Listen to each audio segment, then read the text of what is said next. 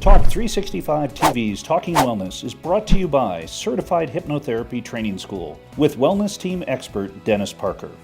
Hey everybody, I'm Holly Love and welcome to Talk 365's special series, Talking Wellness. Today I'm at Certified Hypnotherapy Training School with Dennis Parker.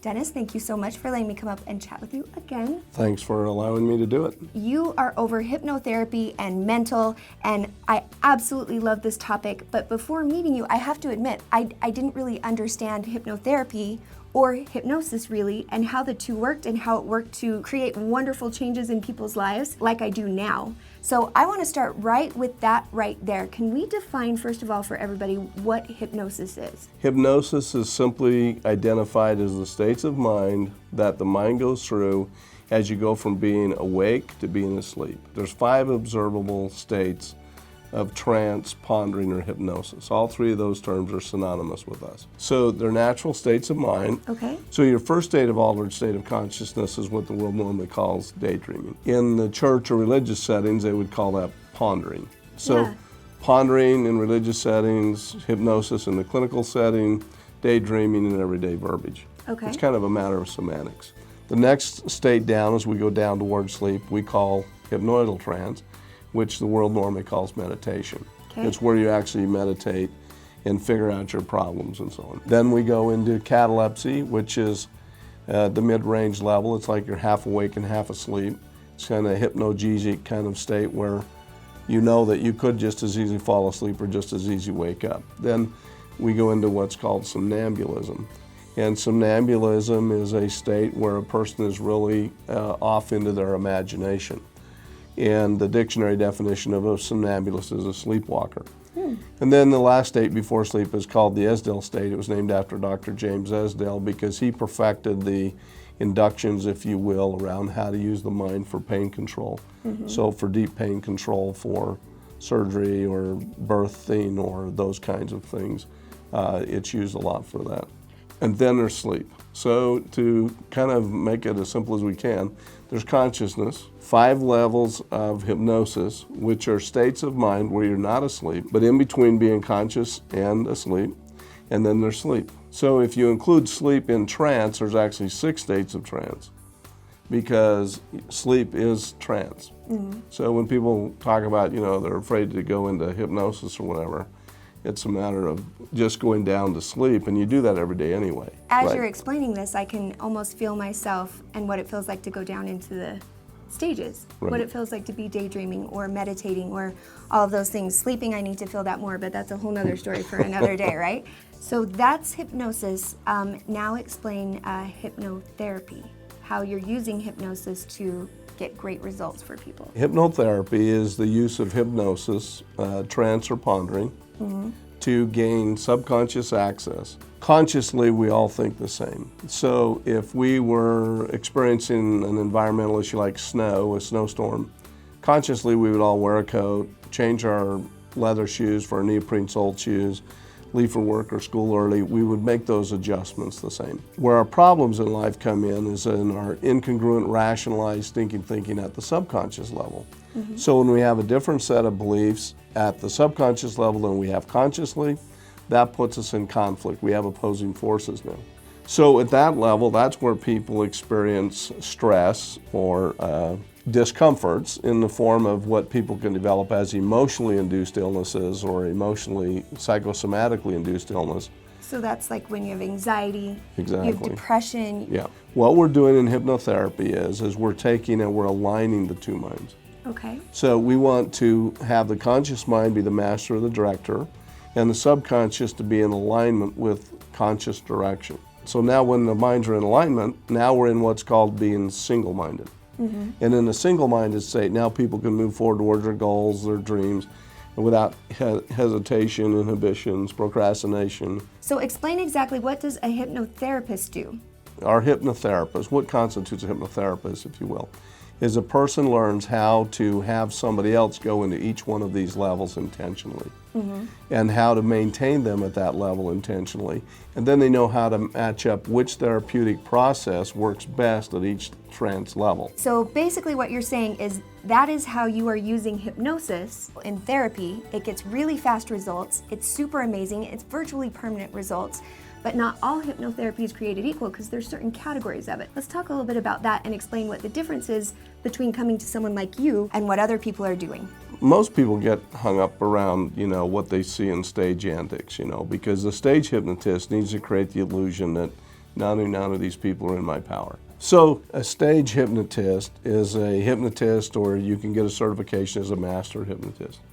That's simply where a person learns how to hypnotize somebody else and has them go down into a level of trance that we just talked about. Yeah, what stage would you say you were in? Like daydreaming, or which of those stages are the hypnotists working in? Those people are normally in the 4th level of hypnosis down, which is called somnambulism. Okay. And a natural somnambulist, in the dictionary definition, is a sleepwalker. And they come up and they want to be part of the show, or they self-select themselves because they want to see what it's like to get the applause or play along.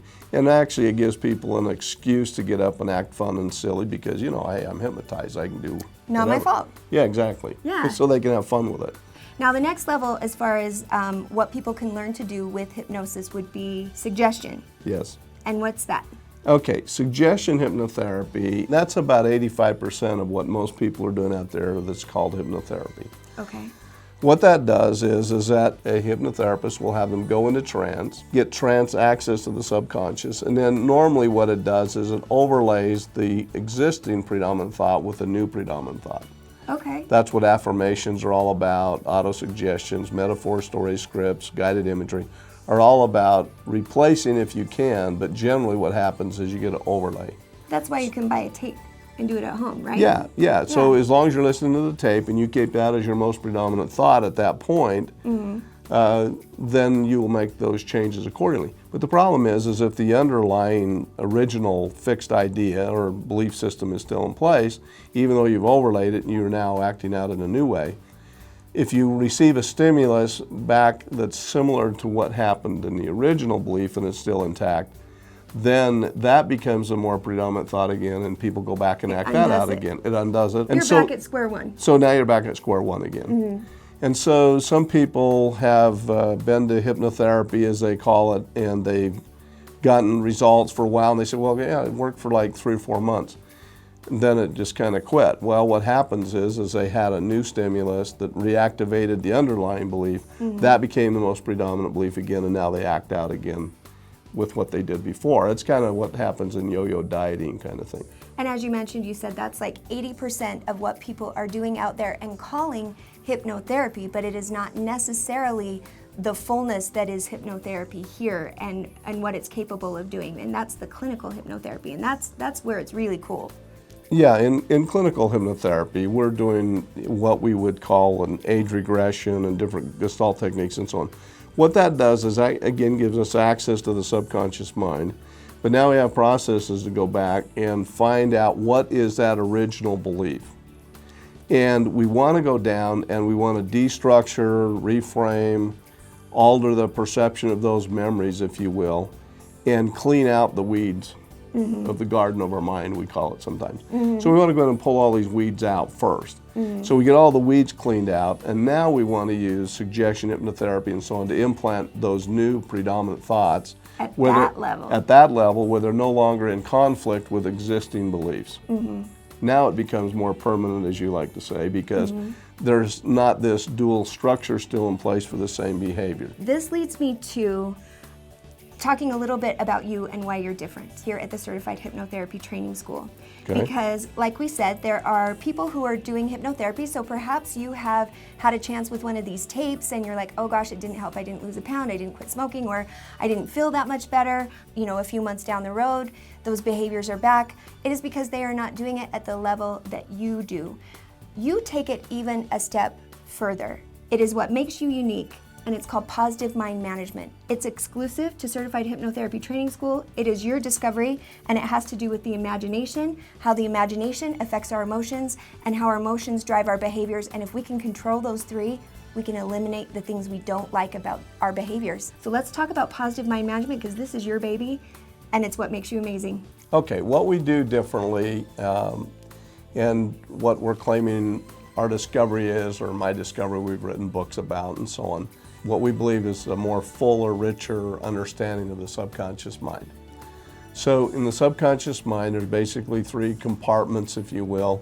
There's the imagination, the memories, and our emotions. And what we've learned is that we've learned how to teach people to manage their imagination. And the net effect of managing the imagination is that if you turn the imagination up, or you amplify an image, a thought, a remembrance, whatever, that effect is to also simultaneously turn our emotions up. So we've learned how to turn the imagination up, and we've also learned how to teach people to turn their imagination down. And when they turn it all the way down, they can turn it off. Therefore, they're also shutting the emotion off.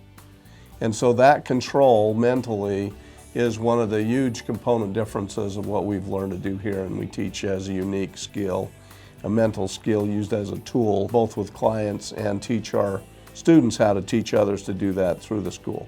A certified hypnotherapy training school graduate is basically given the tools to do what you do. That's right. So if you're looking for some kind of standard to measure who to go to, look and see if they graduated from the Certified Hypnotherapy Training School first and foremost, because it's basically like getting Dennis himself, who has had years in this industry. So those out there, if they've been inspired, if they've been motivated, they've got the message that I've thrown out that you should come to the class with me, because seriously, that's where it's at. What do they do to sign up? And you also are offering a little deal if they mention they saw us on Talk 365. Okay, yeah, if you mention Talk 365, we're going to throw in your textbook package free. It's about a $200 offer, and we'll include that in the package by mentioning Holly and Talk 365. Love it. Do that first and foremost, yes. And then signing up. When are the next classes? What do we do? You can start class anytime. We're in a series right now. If you wanted to start today, you could. We have the textbooks that you would start reading. You have videos to watch in the video library. There's 200 hours of individual training that way that you need to get out of the way. And then there's 100 hours of live trainings when they come up. Now, before we go, I've got to tell you, log on to the website, log on to CertifiedHypnotherapyTrainingschool.com, because I'm going to keep Dennis a little longer, and I'm going to make him talk more in depth about some of these things that are very intense, a lot of really information-dense subjects here we're dealing with, from trance, what is hypnotherapy, what is the school, what are you going to learn? So go and log on to his website, then sign up for the school, and then be sure and mention that you saw us here today, and your life will be amazing, and you'll say thank you, Holly. Right? That's right. Thank you. We'll say thank you, Dennis. Honestly, thank you, Dennis. Thank you. It's been a pleasure. All right. Get in here. Sign up. We got class to go to us. Yeah, we got to Let's run. go get them. Enroll now. Classes start soon.